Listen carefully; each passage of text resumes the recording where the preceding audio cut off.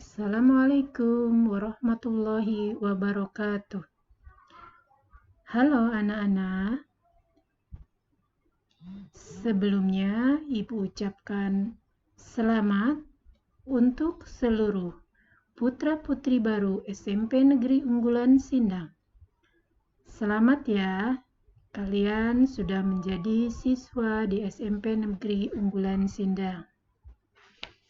Anak-anak, sekarang kalian memasuki kegiatan MPLS,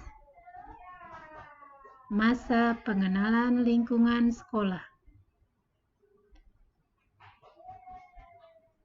Pada hari ini, Ibu akan menyampaikan materi MPLS, yaitu tentang tata krama siswa.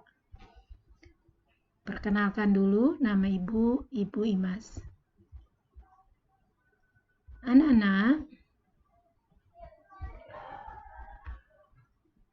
sekarang coba kalian pikirkan, andai kalian berada pada lingkungan sekolah. Di lingkungan sekolah itu, andai di sekolahannya siswa-siswinya sering berantem. Ya, kalian ini perhatikan, kalau terlihat ini Ibu di sini ada gambar misalkan siswa yang sering berantem.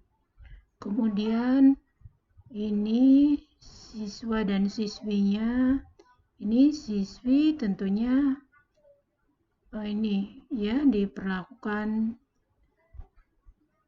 sama siswanya seperti ini, keras, perlakuannya keras, menjadi bulan-bulanan. Kemudian bisa juga siswa itu pergaulannya bebas. Bisa kalian bayangkan kalau dalam sebuah sekolah pergaulannya bebas, laki-laki merokok, perempuan merokok, bahkan bisa jadi ada sekolah yang siswa-siswinya sudah masuk obat terlarang. Nah, itu sangat mengerikan sekali anak-anak. Untuk itu, maka pada kesempatan ini, Ibu akan mencoba menyampaikan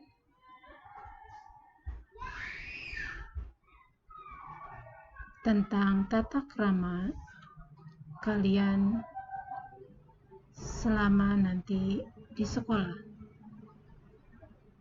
Anak-anak, kita coba lihat dulu arti dari kata tata krama itu sendiri. Tata itu adalah aturan, kaidah atau susunan. Krama adalah ragam hormat. Jadi tata krama adalah aturan atau kaidah sopan santun.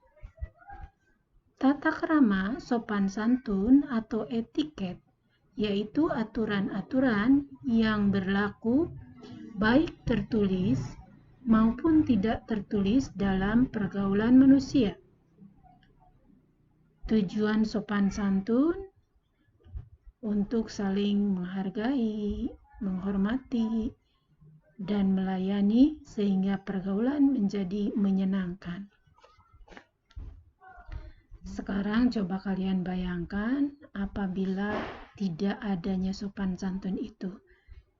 Apabila kalian tidak selalu menerapkan dalam kehidupan tata krama kalian, tidak adanya sopan santun, maka tentunya dalam pergaulan kalian itu tidak akan menyenangkan ya. Anak-anak, apa itu dasar-dasar dari etiket atau tata krama? Yang pertama adalah sopan santun tentunya.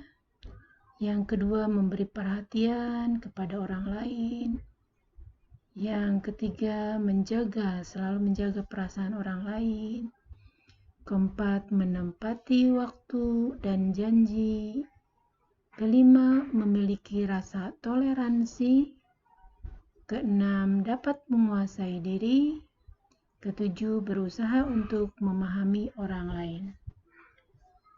Nah, anak-anak, tadi dasar-dasar tata krama, mestinya hal ini nanti selalu kalian jaga dalam kehidupan kalian. Harus selalu memegang sopan santun dan tidak lupa orang itu senang ketika saling memperhatikan. Jadi ketika kita merasa senang diperhatikan orang, jangan lupa kita juga selalu pegang, berilah perhatian kepada orang lain. Menjaga perasaan orang itu jangan seenaknya, sehingga banyak teman yang nanti tersakiti, orang lain tersakiti. Nah, itu perasaan orang dijaga, karena kita sendiri juga tidak enak ketika diperlakukan tidak baik sama orang, maka kita akan merasakan sakit, nggak suka ya terhadap perlakuan orang lain. Kemudian ketika berjanji, tentunya harus mencoba untuk selalu menepati waktu. Begitu juga nanti di sekolah, ketika kalian sudah luring, maka janji biasanya anak-anak atau siswa itu sering berjanji mengumpulkan tugas, misalkan sama guru atau sesama teman dalam pergaulan.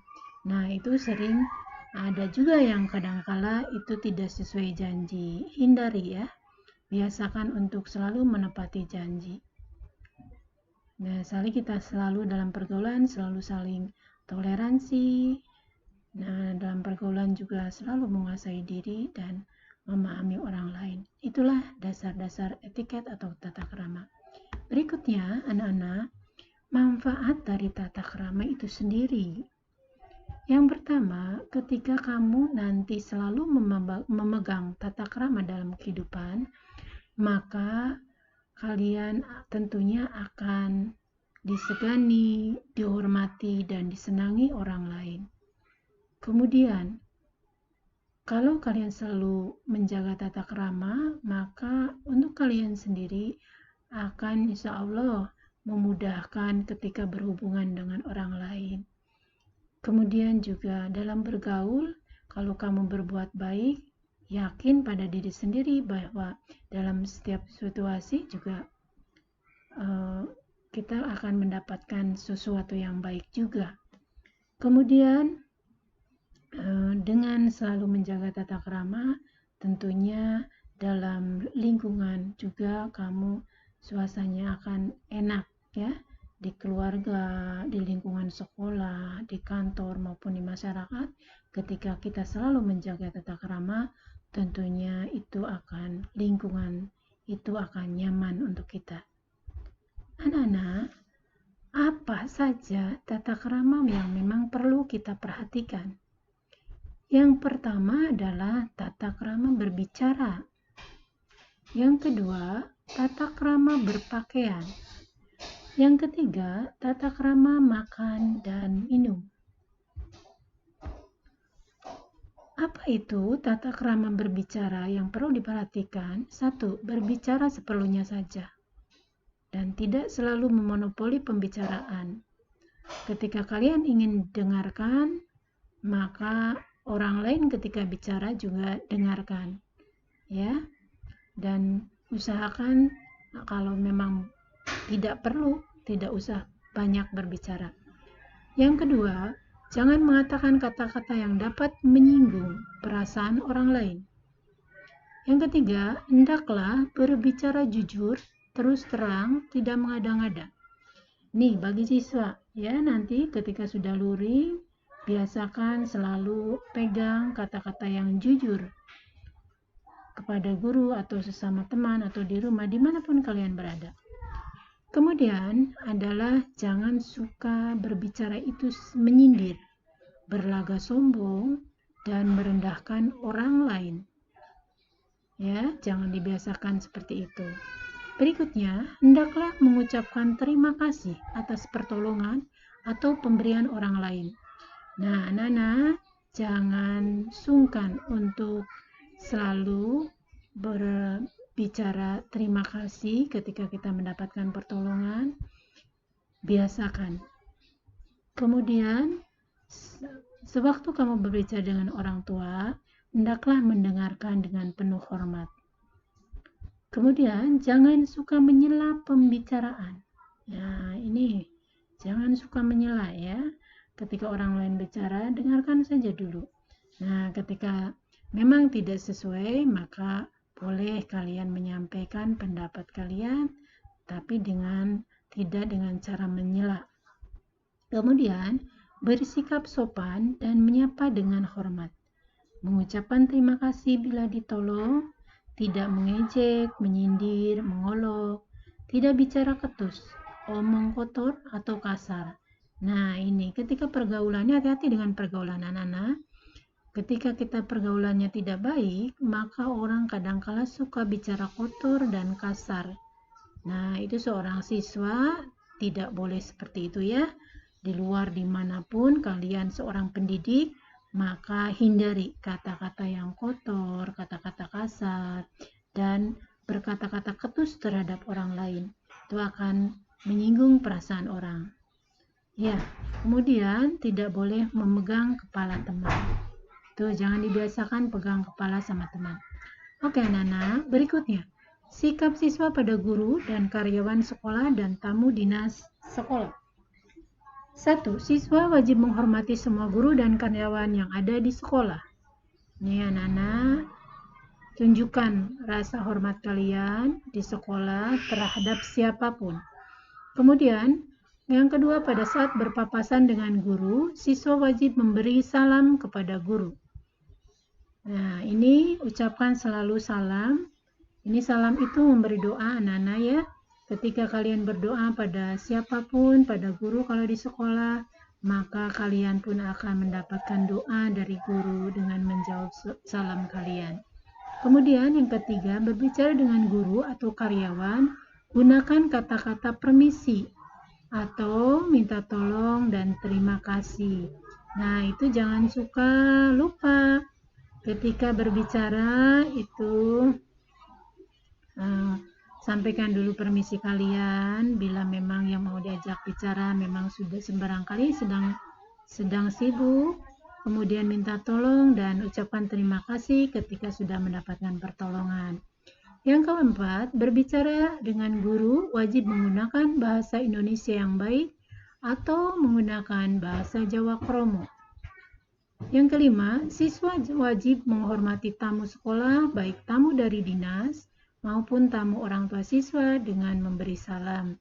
Ini jangan sungkan ketika ada tamu, kita untuk selalu menghormatinya. Yang keenam, siswa wajib membantu tamu yang datang dengan cara mengantarkan atau menunjukkan ruangan yang akan dituju oleh tamu.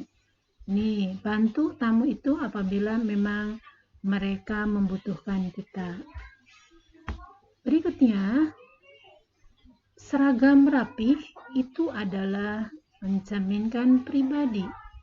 Nah, seragam rapih yang seperti apa anak-anak? Kalian sudah menjadi siswa-siswi SMP Negeri Unggulan, tentunya seragamnya harus sesuai dengan SMP Negeri Unggulan. Yang pertama, kalian nanti harus selalu gunakan seragam sesuai dengan hari yang ditentukan. Jangan sampai salah kostum anak-anak. Nah, supaya tidak salah kostum, nanti kalau sudah luring, kalian silakan menghubungi PK kesiswaan atau nanti berhubungan dengan OSIS atau berhubungan juga dengan koperasi siswa anak-anak. Nanti kostumnya apa dan hari apa yang harus digunakan, kostumnya seperti apa, silakan berhubungan dengan koperasi sekolah. Kemudian berpakaianlah dengan semestinya.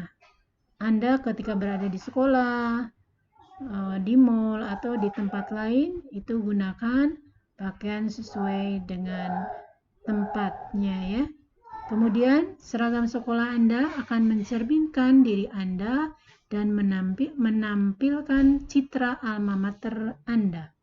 Nah, hati-hati anak-anak, ketika kamu menggunakan pakaian yang tidak baik, kadangkala itu juga akan menjadi tidak baik untuk alma mater, untuk sekolah kita. Jadi tunjukkan pakaiannya yang baik anak-anak ya. Berikutnya, berpakaian di sekolah. Anak-anak, siswa datang ke sekolah pada hari-hari belajar, maka nanti diwajibkan memakai seragam sekolah yang sudah ditentukan. Nanti apabila sekolah sudah luring, jangan lupa kalian harus memiliki udah siap seragam di sekolah. Untuk SMP nanti baju seragamnya baju biru putih dengan kaos kaki putih. Nah, ini ya untuk SMP. Bajunya biru putih. Kemudian, baju seragam khususnya yaitu batik dan baju kotak-kotak. Ini untuk setiap sekolah kadang-kadang berbeda ya. Nah, untuk unggulan nanti ada baju khususnya, ada batik dan kotak-kotaknya yang khusus. Itu nanti kalian bisa berhubungan dengan koperasi siswa dan bagian kesiswaan. Kemudian, menggunakan sepatu hitam polos yang tanpa hiasan. Kemudian juga menggunakan, jangan lupa bajunya itu ada atribut sekolah, badge, lokasi, dan jangan lupa dasi. Gunakan dasi. Kemudian, baju pramuka lengkap dengan atribut pramuka, sepatu hitam, dengan kaos kaki hitam. Ini untuk hari tertentu juga baju pramuka ya. Kemudian menggunakan seragam olahraga. Olahraga juga khusus ya, tidak bebas. Nah, silakan nanti berhubungan dengan koperasi siswa. Anak-anak, yang berikutnya, siswa datang ke sekolah di luar jam belajar wajib menggunakan pakaian sopan dengan menggunakan sepatu. Ini ketika sore barangkali ada keperluan itu ya, gunakanlah pakaian yang sopan. Kemudian ketika memasuki pintu gerbang sekolah, maka bagi yang berjaket barangkali jauh dari sekolah rumahnya, nah kamu menggunakan jaket, maka ketika masuk kelas itu harus dibuka jaketnya ya, kecuali yang sakit. Kalau sakit ya izin saja di rumah ya anak-anak. Ya, berikutnya etika berdandan ke sekolah. Yang pertama, tidak berdandan atau menggunakan bedak berlebihan. Nah, ini jangan sampai menggunakan bedak berlebihan ya, nah. Kemudian, yang kedua, tidak menggunakan pemerah bibir. Yang ketiga, tidak menggunakan cat kuku. Yang keempat, bagi yang berjilbab, menggunakan jilbab polos sesuai ketentuan seragam. Yang kelima, rambut tentunya disisir rapi. Yang berjilbab menggunakan tadi kerudung yang polos. Kalau tidak berjilbab yang di luar non-muslim, maka rapihkan rambutnya dan usahakan tidak terlalu panjang ya, paling tidak sebahu. Kemudian yang keenam, memasuki baju ke dalam celana atau rok dan menggunakan sabuk polos sekolah. Ya, ini anak-anak seragamnya jangan suka dikeluarkan bajunya ya.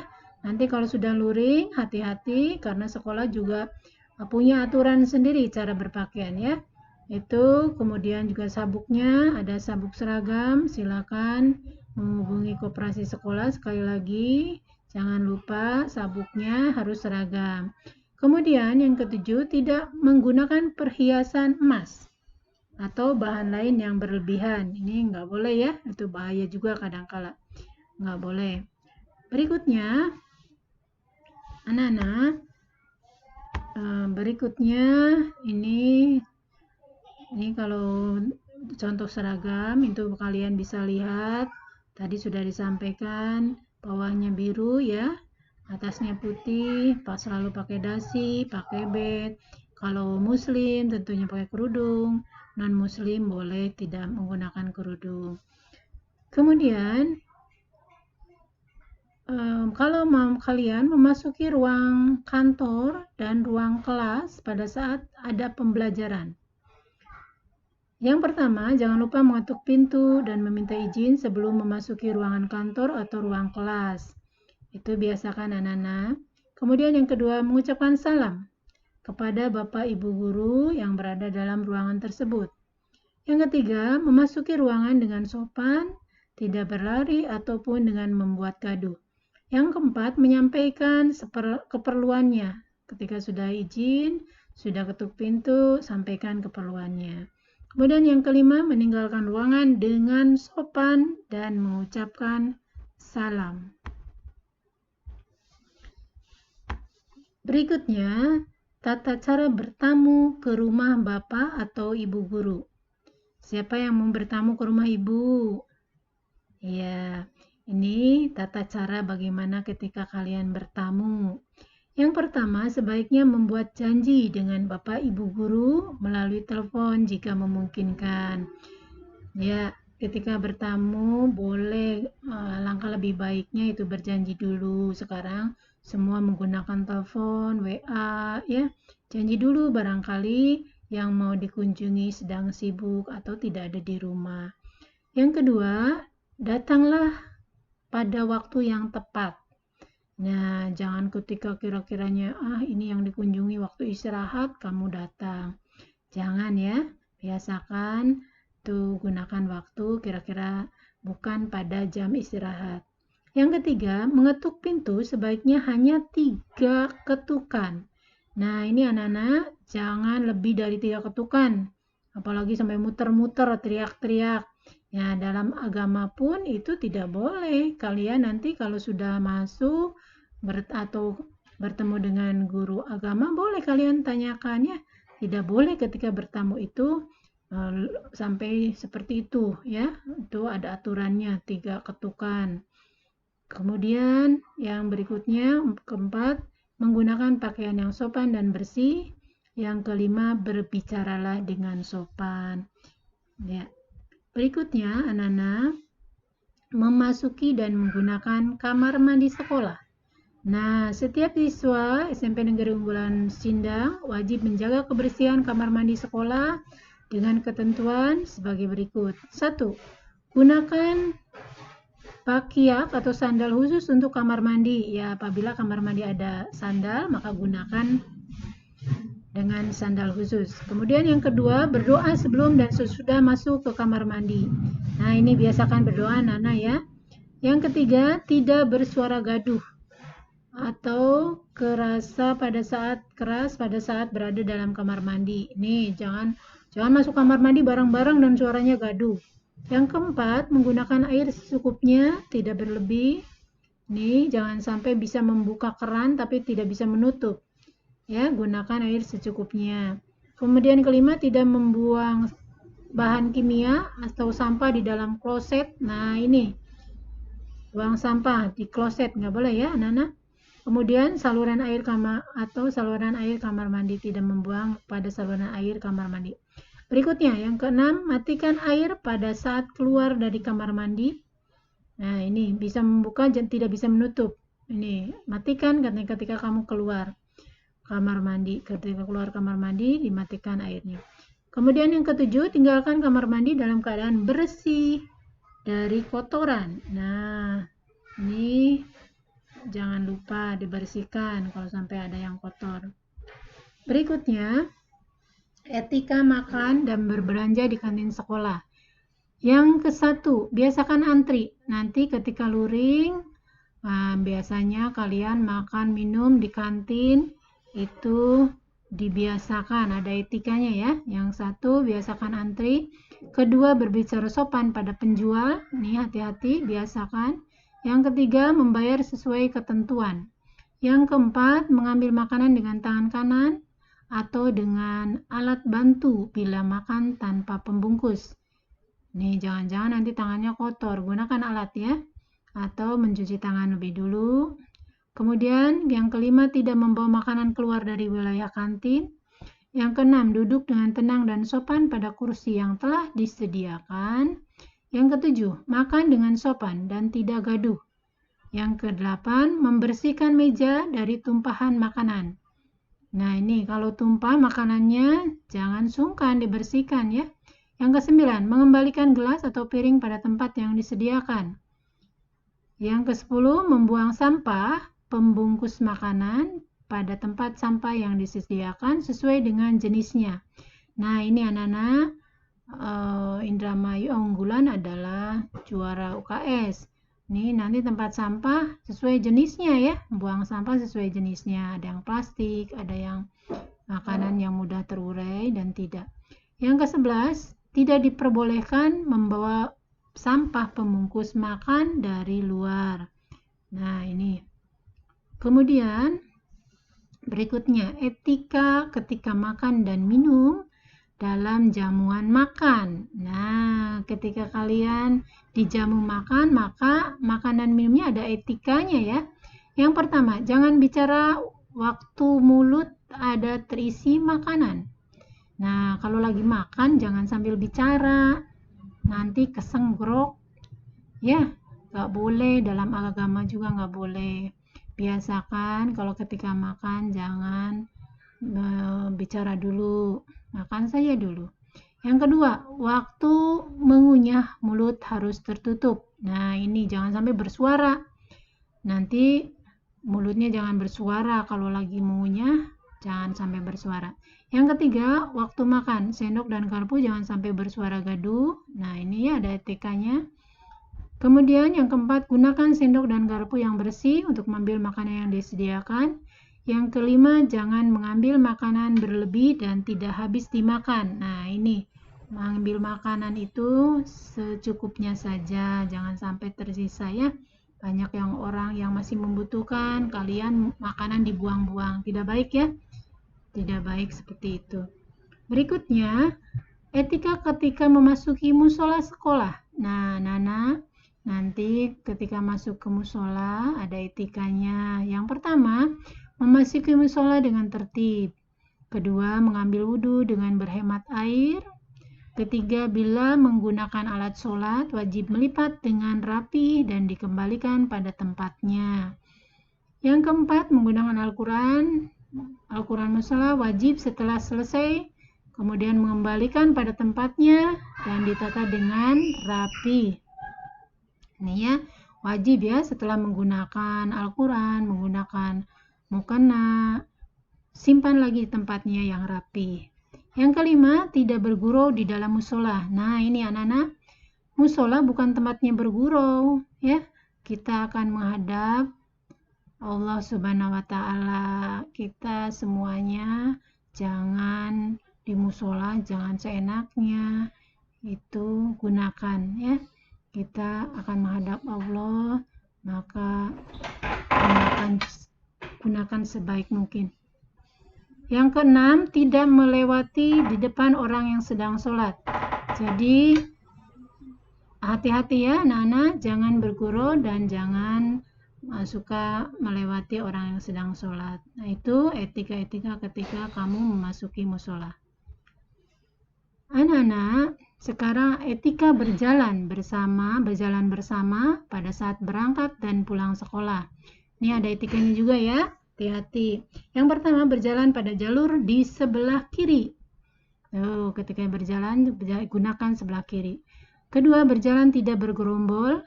Sebaiknya hanya 2 atau 3 orang, apalagi sekarang masa COVID, nggak boleh ya bergerombol. Mudah-mudahan nanti cobaan ini segera berlalu dan nanti kita bisa lebih nyaman lagi ya, bisa bergerombol lagi. Karena kalau semua sudah cobaan ini COVID ini sudah berlalu. Yang ketiga, tidak gaduh dan mengganggu ketenangan masyarakat yang dilewati. Yang keempat, tidak perlu menyapa dengan masyarakat sekitar sekolah. Bila perlu menyapa dengan masyarakat sekitar sekolah, berbicara dengan sopan. Nah, ini ketika menyapa, bicara dengan sopan. Yang kelima, tidak mengambil barang, merusak barang atau tanaman yang ada di jalan. Nih, biasakan, jangan dibiasakan ya. Sekolah itu banyak tanaman di sekolah SMP Unggulan. Tuh, kita sama-sama harus menjaganya, jangan sampai rusak ya. Yang keenam, tidak membuang sampah sembarangan di sepanjang jalan yang dilewati. Ini anak-anak.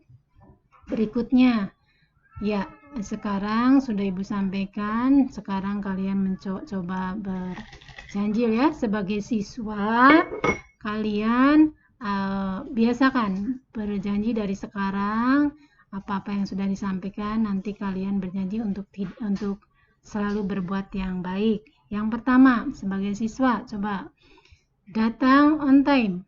On time itu bukan berarti datang tepat saat bel masuk berbunyi ya, tapi datang lebih pagi. Kamu maka nanti bisa menyiapkan diri untuk menerima pelajaran. Ini kalau sudah luring anak-anak ya.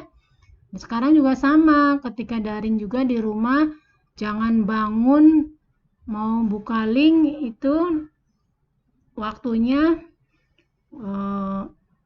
dari awal ya, dipersiapkan dulu. Kemudian yang kedua, janji aku datang di sekolah jam 6.45 pagi ya. Ini pagi-pagi sudah datang, ini persiapan nanti. Yang ketiga, mengerjakan tugas sesuai dengan jadwal. Kerjakan PR di rumah, jangan gunakan saat ini untuk mengerjakan PR atau yang lain. Atur waktunya dengan bijak ya, jangan mengerjakan PR di sekolah. Atur waktu dengan bijak. Yang keempat, seragam aku harus rapi dan sesuai ketentuan. Nah, ini janji kalau pakaian seragam, pakai baju seragam nanti harus rapi, nah, sesuai ketentuan juga, nggak boleh seenaknya ya. Kemudian yang kelima, aku tidak akan pernah bolos. Nah, ini janji nanti sudah luring itu tidak pernah bolos. Yang keenam, aku menjaga kebersihan dan fasilitas sekolah. Yang ketujuh, aku akan tertib di dalam kelas. Berikutnya, yang kedelapan, aku harus bersikap jujur, tidak mencontek. Nah, ini janji anak-anak, nanti kamu kalau belajar itu harus jujur, tidak boleh contek. Nanti nilainya bagus tapi ilmunya nggak ada. Yang kesembilan, aku harus sopan kepada setiap orang. Yang kesepuluh, aku tidak akan pernah merokok. Nih, janji ya, tidak merokok. 11, aku tidak akan pernah mencuri dan berkelahi. Nah, ini hati-hati, mencuri dosa ya. Mencuri, berkelahi, nggak boleh. Yang ke-12, menghormati kepala sekolah, bapak ibu guru, dan karyawan di sekolah. Itu harus saling menghormati. Yang ke-13, menghormati teman dan kakak kelas. Nah, ini janji harus selalu menjaga pergaulan, menghormati teman dan kakak kelas. Yang ke-14, mengikuti kegiatan di sekolah. Anak-anak, itu materi tata krama yang Ibu sampaikan pada saat ini, pada waktu ini. Ibu akhiri, mudah-mudahan ini bisa kalian terapkan dalam kehidupan kalian. Ibu akhiri dengan wabillahi taufiq wal hidayah. Wassalamualaikum warahmatullahi wabarakatuh.